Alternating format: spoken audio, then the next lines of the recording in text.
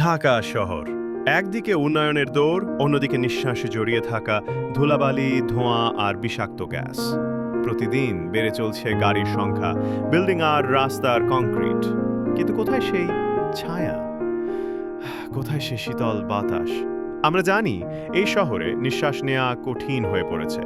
হাঁপানি, ক্লান্তি, গরম আর বায়ু দূষণ আমাদের শরীর ও মনের ওপর ফেলছে সরাসরি প্রভাব। কিন্তু আমরা হাল ছাড়িনি। আমরা শুরু করেছি একটি ছোট কিন্তু গভীর প্রভাব ফেলতে সক্ষম কাজ। আমরা রোপণ করছি আমের বিচি।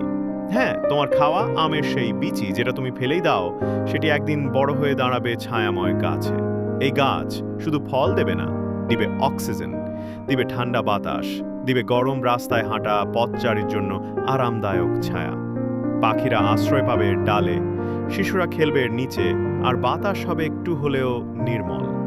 আজকে একটি বিচি রোপণ, আগামীতে একটি পূর্ণবয়স্ক গাছ, যা দশকের পর দশক আমাদের উপকার করে যাবে। আমরা ঢাকাকে গাছের শহর বানাতে চাই, কংক্রিটের ভেতরে সবুজা বিপ্লব আনতে চাই। আমরা শুরু করেছি আমাদের রাস্তার পাশে, ফুটপাথে, খালি জমিতে। তুমিও পারো শুরু করতে নিজের এলাকা থেকে। মনে রেখো, একটি ছোট উদ্যোগ, একটি ছোট কাজ পুরো সমাজের জন্য হতে পারে বিশাল পরিবর্তনের সূচনা। তুমি কি আজ একটি বিচি রোপণ করবে না? চলো আমরা সবাই মিলে গড়ে তুলি সবুজ ঢাকা। নিজের এলাকা থেকে শুরু করো। একটি বিচি, একটি আশা।